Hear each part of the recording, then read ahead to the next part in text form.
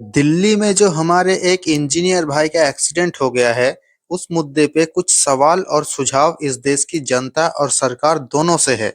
अब तक मैं ये मान के चलता हूँ कि एक्सीडेंट कब हुआ, कहाँ हुआ, उस बंदे का नाम क्या है, कहाँ काम करता था, कहाँ रहता था, ये सब कुछ आप लोग जानते ही होंगे। इसीलिए मैं ये सब टॉपिक छोड़ के सीधे असली टॉपिक पे आता हूँ। इससे पहले बहुत सारे लोगों को ये कंफ्यूजन है कि ये लड़का किस टाइप के गड्ढे में गिरा था, तो मैं थोड़ा कंफ्यूजन क्लियर कर देता हूँ ताकि आपको समझने में आसानी हो। देखो, आप जब भी कोई घर या बिल्डिंग बनाते हो तो उससे पहले आपको जमीन में खोद के गड्ढा बनाना पड़ता है, एक तालाब जैसा। उसके बाद उसके अंदर एक रॉड का स्ट्रक्चर बनाया जाता है, फिर उस गड्ढे में पूरा कंक्रीट भर के उस गड्ढे को भर दिया जाता है और उसी के ऊपर बिल्डिंग बनता है। इससे बिल्डिंग का नीचे का हिस्सा भारी और मजबूत होता है, जिससे बिल्डिंग टिकाऊ होते हैं। ये एक्सीडेंट जहाँ पे हुआ था वहां पे भी कोई शॉपिंग मॉल बन रहा था, मतलब एक कंस्ट्रक्शन का काम चल रहा था, जिसके लिए एक बड़ा गड्ढा खोदा गया था, एक बड़ा सा तालाब जैसा, और उसके अंदर रॉड डाल के एक स्ट्रक्चर बनाया गया था और उसके अंदर पानी भी भर चुका था।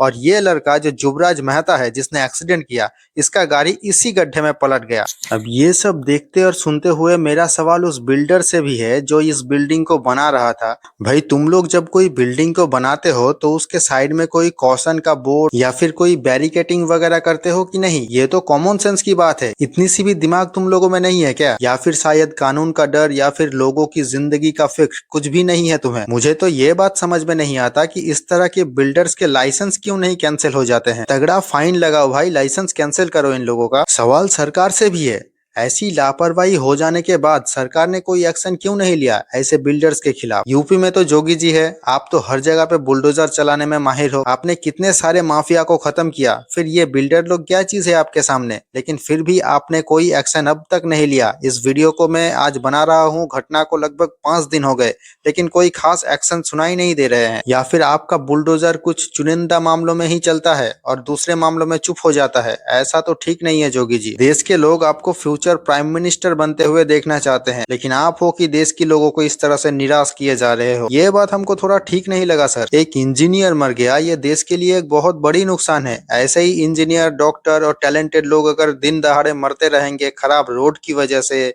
तो फिर ये लोग देश में कैसे रुकेंगे? ये लोग तो देश छोड़ के भाग ही जाएंगे और फिर आप लोग बोलोगे कि हाँ देखो भाई, हमारे देश में ब्रेन ड्रेन हो रहा है। भाई, देश में टैलेंटेड लोगों के लिए रहने लायक समाज तो पहले बनाइए आप लोग। काश आपको इस बात की गंभीरता का कोई अंदाजा होता। अगर है तो फिर एक्शन लीजिए, जो लोग भी जिम्मेदार है उन सब के खिलाफ एक्शन लीजिए। एक बात कहना चाहते हैं जोगी जी, एक कौवा मार के टांग दीजिएगा तो 10 कौवा डर जाएगा। आपके लिए ये बाएं हाथ का खेल है। पहले भी आपने बहुत बड़े बड़े माफियाओं को सुलाया है, तो फिर ये एक बिल्डर क्या चीज है आपके लिए? आप अगर आज ऐसे बिल्डर और भ्रष्ट इंजीनियर के खिलाफ एक्शन लेंगे तो आने वाले दिनों में और भी लोग जो ऐसे गलती करने वाले थे वो भी आज ही सुधर जाएंगे। मतलब आज अगर आप एक्शन लेते हो तो फ्यूचर में भी आप बहुत सारे दुर्घटना को होने से रोक लोगे। सिर्फ जरूरत है तो एक तगड़ा एक्शन लेने की। ले लीजिए सर। वैसे जोगी जी, आपके पास तो एक बहुत ही बढ़िया धुरंधर पुलिस फोर्स था ना, फिर अचानक उस पुलिस फोर्स को क्या हो गया कि वो ठंडा पानी में उतरने से डरने लगे? और इनके साथ एनडीआरएफ और एसडीआरएफ के टीम भी थे, जिनका काम ही होता है मुश्किल हालात में लोगों की जान बचाना। वो लोग भी सिर्फ ठंडा पानी में उतरने से डर गए। कुछ सवाल यूपी पुलिस, एनडीआरएफ और एसडीआरएफ टीम से भी है। भाई, तुम लोगों को सरकार ने ये नौकरी दिया किस लिए है? अपने बीवी बच्चे पालने के लिए? सरकार ने तुम्हारी बीवी बच्चे पालने का ठेका लेके रखा है क्या? सरकार ने तुम्हें ये नौकरी दिया है लोगों की हिफाजत करने के लिए। लेकिन अगर तुम लोग मुसीबत के टाइम पे ऐसे नपुंसक नामर्द बन जाओगे तो फिर तुम लोगों की कोई जरूरत नहीं है डिपार्टमेंट में। तुम जैसे लोग रास्ते में तमाशा करके भी अपना बीवी बच्चा पाल सकते हो, तो डिपार्टमेंट का नाम खराब करने क्यों आ जाते हो भाई? जब वो लड़का पानी में डूब के मर रहा था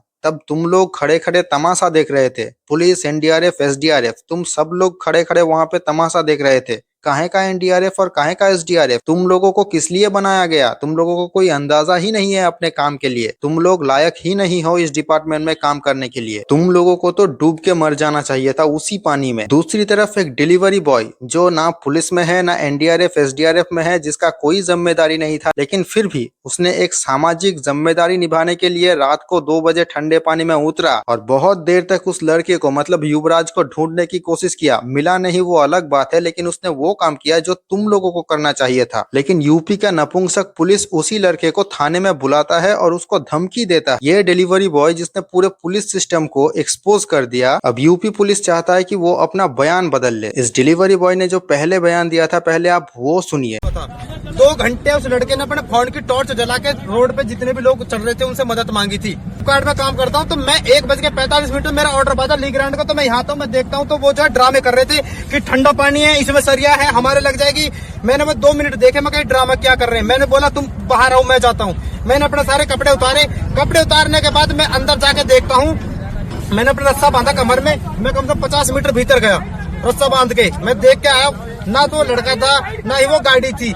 फायर ब्रिगेड वाले भी आगे थे, पुलिस प्रशासन भी था, यहाँ पे कई गाड़ी पुलिस वालों की भी थी।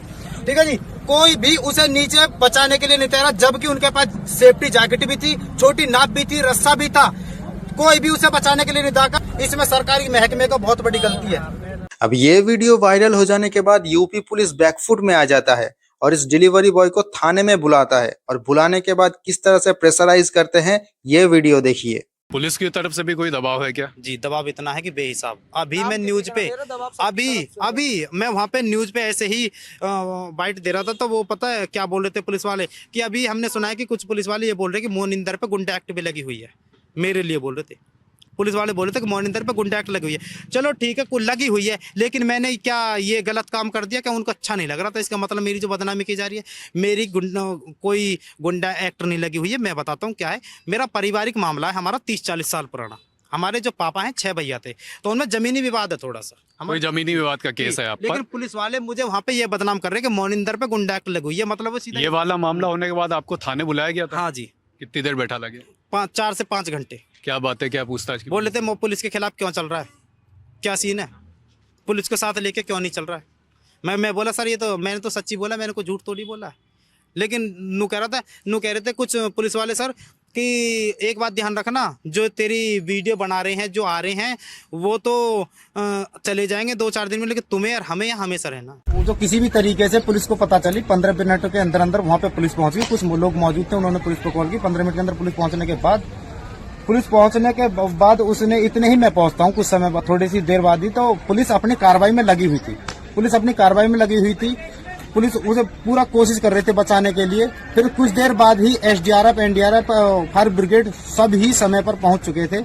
लेकिन ज्यादा धुंध होने के कारण तालाब में ना तो लड़का दिख रहा था ना गाड़ी दिख रही थी। लेकिन लड़का उन्होंने पूरी मशक्कत के बाद लगभग कुछ समय बाद ही उसे बहुत जल्दी रेस्क्यू कर लिया था लड़के को। देखिए इसके चेहरे पे साफ साफ डर नजर आ रहा है कि पुलिस ने किस तरह से इसको धमकाया, और उसके बाद बेचारी ने अपना बयान बदल लिया। अब मैं इस लड़के को बिल्कुल भी दोष नहीं दे रहा हूँ, क्योंकि एक डिलीवरी बॉय है, मतलब इसका आर्थिक हालात कैसा हो सकता है आप खुद ही समझ सकते हो।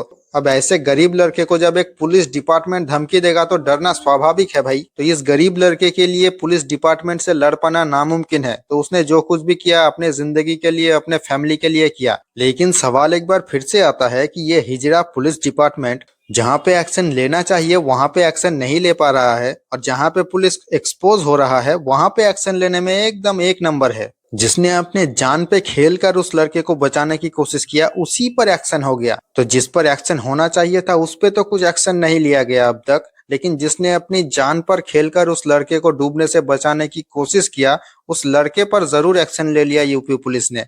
आज यही क्रेडिबिलिटी रह गया है यूपी पुलिस का। देख लीजिए जोगी जी, और जरा दिमाग तो देखो यूपी पुलिस का। अरे भाई, पहले से ही उस लड़के का पहला वीडियो वायरल हो चुका था, अब उसको धमकी देके तुम लोगों ने अपने ही मुंह पे काली लगा लिया। क्या दिमाग लेके पुलिस डिपार्टमेंट में आए हो तुम लोग? अरे भाई, जो तीर कमान से निकल गया उसको बीच रास्ते में पकड़ने जाओगे तो हाथ छिल जाएगा, लेकिन ना, उतनी बुद्धि तो यूपी पुलिस में है नहीं। इसीलिए उस लड़के का वीडियो वायरल हो जाने के बाद जब पुलिस को उसको शाबाशी देना चाहिए था, लेकिन धमकी दे दिया। वाह भाई।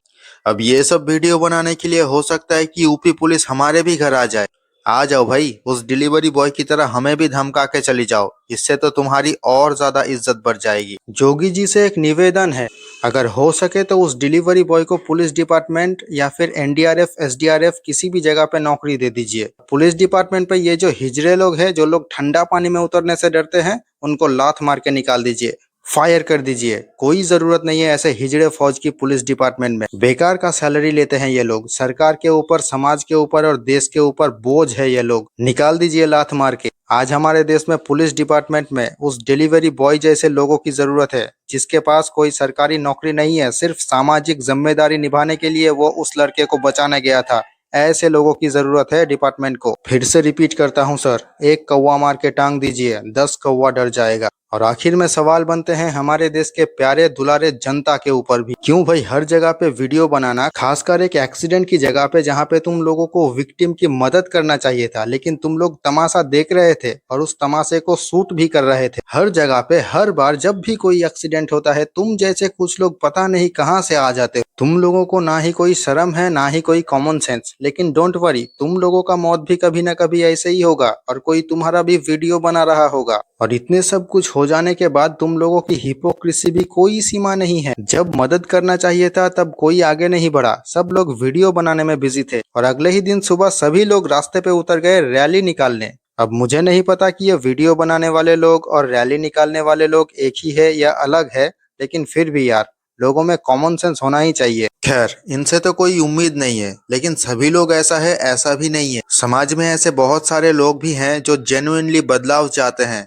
और अगर आप भी उनमें से हो तो आप जैसे लोगों के लिए मेरे पास कुछ सजेशन है। जब भी अपने मोहल्ले में, आसपास या फिर कहीं पे भी कुछ ऐसा चीज दिखे जिससे फ्यूचर में कोई प्रॉब्लम हो सकता है, जैसे कि रास्ते के साइड में कोई गड्ढा जिससे कोई एक्सीडेंट हो सकता है, कोई ऐसा बिल्डिंग जो कि टूट के कभी भी गिर सकता है, ऐसे कोई भी चीज देखो, local police station, municipality, panchayat को कांटेक्ट करो। आसपास कोई एनजीओ है तो उसे भी कांटेक्ट कर सकते हो। पब्लिक गैदरिंग करो। कुल मिला के बात यह है कि जो स्टेप लेना पड़े वो लो, ताकि फ्यूचर में कोई इंसिडेंट ना हो जाए। बस इतनी सी ही काम करनी है। आपको कोई पूरी देश की जिम्मेदारी नहीं लेनी है, आपको सिर्फ अपने इलाके की जिम्मेदारी लेनी है, वही बहुत है। बस इतनी सी ही बात दिमाग में रखनी है और इस वीडियो को अपने व्हाट्सएप के स्टेटस में और सारे फ्रेंड्स एंड फैमिली के ग्रुप में फैलाना है, ताकि ये मैसेज ज्यादा से ज्यादा लोगों तक पहुंच पाए। Thank you. जय हिंद।